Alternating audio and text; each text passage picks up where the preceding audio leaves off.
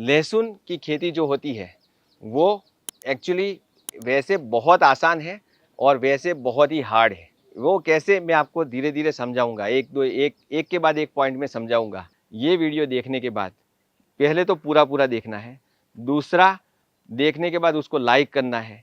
Like करने की इच्छा ना हो कि भाई आपको पसंद नहीं आया, तो आपको कमेंट करना है कि ये बिल्कुल गलत है, या तो अच्छा है, या तो बुरा है, या तो ये त्रुटि भूल हो गई है, तो हम सुधारने का प्रयत्न करेंगे। और लास्ट में अपने दोस्तों के साथ शेयर करना ना भूलें और सब्सक्राइब जरूर करें। लहसुन की पूरी फसल को, ए टू जेड खेती को हम थोड़े 3 पार्ट में डिवाइड करते हैं। पहला विभाग है लहसुन की ज़मीन को तैयार करके लहसुन की बुआई करना। अभी किसान भाइयों, आप नहीं मानेंगे, लेकिन लहसुन की खेती में कुल मिला के 30-35 या तो 40,000 का खर्चा होता है। उसमें सबसे ज़्यादा खर्चा यहीं पे हो जाता है, बराबर। यहीं पे मतलब आप ज़मीन की तैयारी करके लहसुन की बुआई करते हो, तब तक लगभग 25,000 से ज़्यादा खर्चा हो जाता है। बाकी का 10-12,000 बाद में होता है। मतलब कि आप पूरी की पूरी खेती का सबसे इम्पोर्टेंट पार्ट है, तो ये पहला पार्ट है। दूसरा पार्ट है वृद्धि विकास का। लगाने के बाद जब वृद्धि विकास होता है, तब क्या कीट रोग आते हैं और उसके लिए क्या हम व्यवस्थापन कर सकते हैं। और तीसरा पार्ट है थोड़ा एग्रोनॉमी मैनेजमेंट का, कि जिसकी वजह से आपका प्रोडक्शन थोड़ा ज़्यादा बढ़ पाए। तो किसान भाइयों, शुरुआत करते हैं पहले पार्ट से। पहला पार्ट है कि लहसुन की खेती की तैयारी में जब आपकी फसल, मतलब आपने खरीफ में कोई फसल की है और वो फसल लंबी चलने वाली है, या तो बारिश नवरात्र तक चलता है, तो आप लहसुन की खेती वैसे अक्टूबर एंड और नवंबर के पहले पखवाड़े तक कर सकते हैं। नवंबर के दूसरे पखवाड़े तक भी खींच सकते हैं। लेकिन ज़्यादा अच्छा रहेगा, आपको 20 सितंबर से लेके 20 अक्टूबर तक बुआई करते हो तो ज़्यादा अच्छा रहेगा। उसके लिए बहुत सारी अलग अलग वेराइटी है, जैसे कि G2 है, देसी वाली है और ऊटी वाली है। तो ये अलग अलग वेराइटी है। तो आपके एरिया में जो चलती हो, आपको जो पसंद हो वो चला सकते हो, जो बिकती हो वो आप चला सकते हो। स्टोरेज करने वाली G2 ज़्यादा अच्छी रहती है, ऐसा किसानों का मानना है। अभी जाऊंगा मैं सीधा प्लांटिंग पे। अभी प्लांटिंग में क्या होता है कि जब आप बिजाई करते हो तो उसका सीड रेट बहुत इंपॉर्टेंट है। कभी कभी क्या होता है कि छोटी छोटी कलियां मिलती है, कभी कभी बहुत बड़ी बड़ी कलियां भी मिलती है। तो हम एक ऐसा पकड़ के चलते हैं, आपके पास छोटी भी है, बड़ी भी है और मध्यम भी है। तो अगर आपको एक मध्यम, एक एवरेज में आपको बताऊं, तो 150 किलो से लेके आपको 200 किलो तक लहसुन की कलियां जरूरत पड़ेगी 1 एकड़ के लिए, बराबर। उसमें आपको अंतर रखना है, कम से कम पंक्ति से पंक्ति की जो दूरी रखते हो उसमें 5 इंच रखना है, और पौधे से पौधे की दूरी जो रखते हो वो लगभग 3 से 4 इंच रखना है। कोई किसान 5x5 में करता है इंच, कोई किसान 4x4 इंच में भी करता है। लेकिन 5 इंच बाई 4 इंच करते हो तो एक आइडियल डिस्टेंस है, जहाँ पे आपको लाइन अच्छी तरह से दिखेगी, आपको दवाई वगैरह छिड़काव करने में भी आसान रहेगा, खाद वगैरह डालने में भी आसान रहेगा। और हमारा जो पेड़ रखते हो तो वो 2 पेड़ के बीच में जगह भी रहेगी, तो डैमेज कम से कम होगा। तो यहाँ पे प्लांट पॉपुलेशन मेंटेन करने के लिए आपको कम से कम 150 किलो प्रति एकड़ बिजाई करनी है। अभी बिजाई कहाँ पे करनी है कि खेत को बहुत अच्छी तरह से प्लाविंग करो। मॉनसून में, मतलब खरीफ की सीजन में कोई फसल लेने के लिए आपने प्लाविंग किया है, तो अभी प्लाविंग नहीं करोगे तो चलेगा। लेकिन इसमें से, मतलब ये फील्ड में से पिछली फसल का, जैसे किसी का बाजरा होता है, किसी का और कोई फसल होगी, लेकिन उसके सारे अवशेष आपको दूर करने हैं। पहली बात, अगर आप रोटोवेटर से क्रश करके ज़मीन में डाल सकते हो तो वो भी कर सकते हो। लेकिन ये सब करने के बाद खेत एकदम लेवल पे होना चाहिए। और उसके बाद आपको क्यारी या चाइड़ी बोलते हैं, या तो ब्लॉक बनाने हैं। तो ब्लॉक ऐसे बनाने हैं कि आपकी इरिगेशन की फैसिलिटी के हिसाब से ब्लॉक बनाने हैं, लेकिन वो ब्लॉक ज़्यादा से ज़्यादा 3 मीटर चौड़ा और लंबाई में 10 मीटर से ज़्यादा बड़ा नहीं होना चाहिए। उससे ज़्यादा रहा तो पानी का भराव अलग अलग होगा।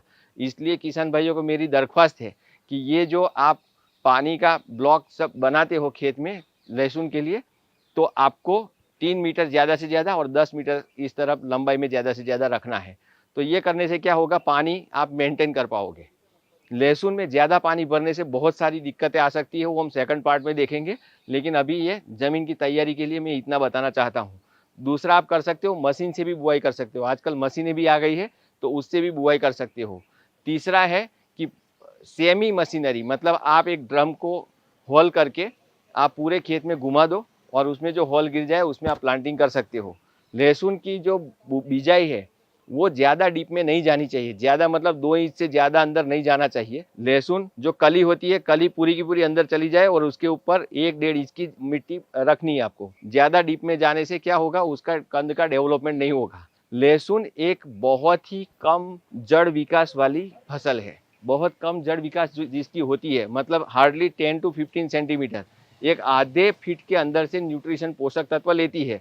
और जैसे मैंने बताया कि आपका 5 इंच का फासला है, एक पौधे से दूसरे पौधे का फासला इस तरफ 5 इंच है और इस तरफ सिर्फ 4 इंच है, तो वहां पे कंपटीशन शुरू हो जाएगी। इसलिए आपको ये डिस्टेंस मेंटेन करने के बाद आपको जमीन में ज्यादा गाड़ना नहीं है, ऊपर ही रखना है, बराबर। दूसरा, यहाँ पे आप ऑर्गेनिक मैटर अगर डालते हो तो प्लाविंग करके नहीं डालना है।